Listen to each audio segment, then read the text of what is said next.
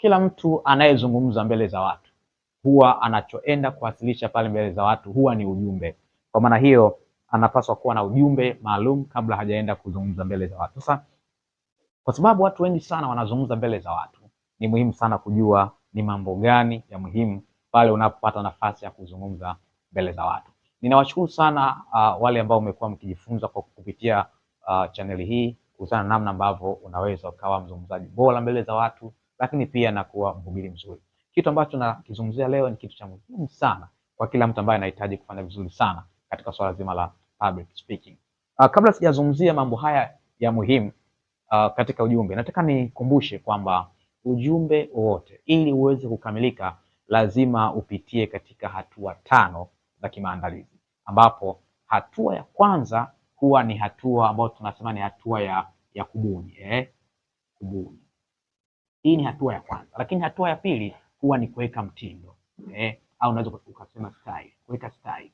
Lakini hizi ni hatua za pili, mbili za mwanzoni, lakini hatua 3 za mwishoni ni ile hatua ya kujikumbusha, hatua ya kufanya mazoezi, lakini na ile hatua ya kuweka mpangilio au unaweza kusema arrangement. Haya ni mambo 5 ya muhimu sana ili ujumbe uweze kukamilika. Sasa hayo nimekwisha kuyazungumzia, na hiyo video kama hujawahi kuisikiliza unaweza kuitafuta chini hapa utaiona.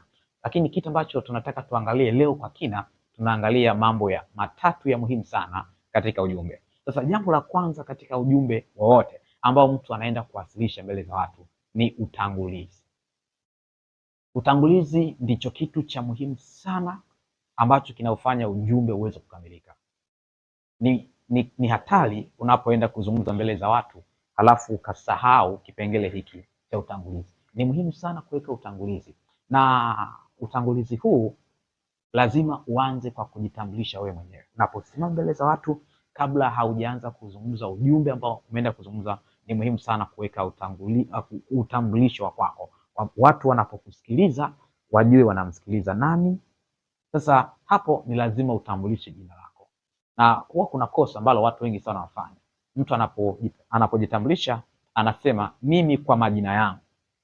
Watu wengi wanasema hivyo, lakini ukifuatilia utagundua kwamba hakuna kitu kama hicho katika utambulisho, lakini unaweza kusema mimi jina langu.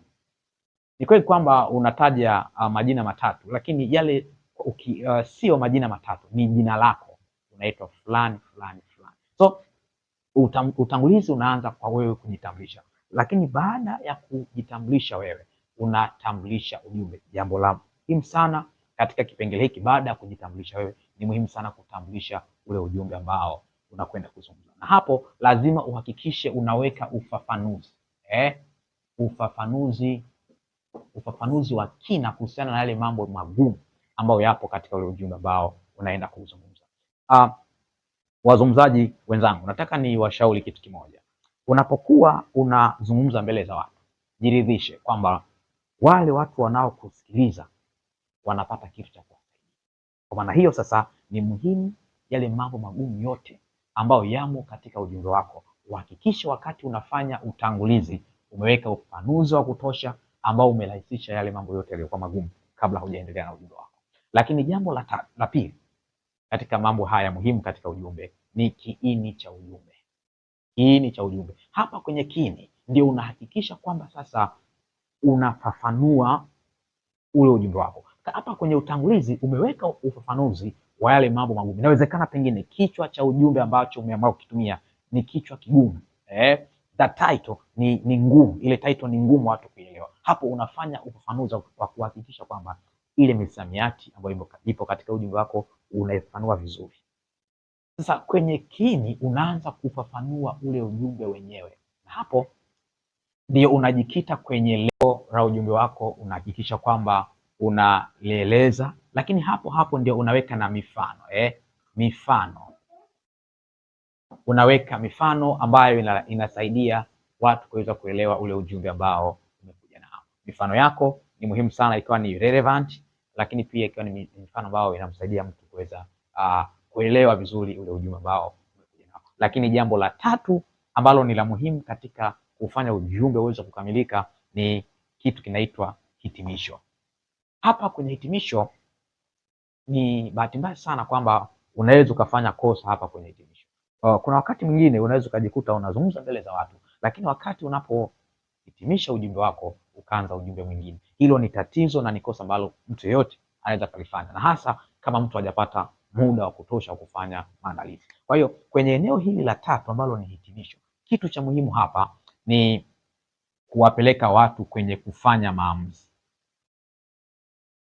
Kufanya maamuzi kuhusiana na kile ambacho wamekisikia. Kwa maana hiyo sasa, unapokuwa unafanya hitimisho, usianze ujumbe mpya, badala yake jielekeze katika kuwasaidia watu waweze kuchukua hatua kulingana na kile ambacho umekizungumza katika ile sehemu ya pili ya ujumbe wako, ambapo ilikuwa ni kiini cha ujumbe. Ulielekeza lengo la ujumbe, ukafafanua ili watu waweze kuelewa. Sasa unapohitimisha, baada ya kuweka muhtasari wa kile ambacho umekisema, unawaelekeza watu kwenye kuchukua hatua. Unafahamu kwamba tunapokuwa tunazungumza mbele za watu, huwa kuna watu wengine ambao sio rahisi sana kuchukua hatua. Kwa hiyo wanamtegemea yule mtu ambaye alikuwa anazungumza awasaidie hatua wanazoweza kupitia ili ule ujumbe uweze kuwasaidia. Kwa hiyo hicho ni kitu ambacho unatakiwa ukifanya hapa unapokuwa unamaliza, na ni muhimu sana pale kwenye hitimisho usitumie muda mrefu, kwa sababu utakapotumia muda mrefu katika kufanya hitimisho, hiyo inaweza kupoteza lengo la mtu kuchukua hatua mahususi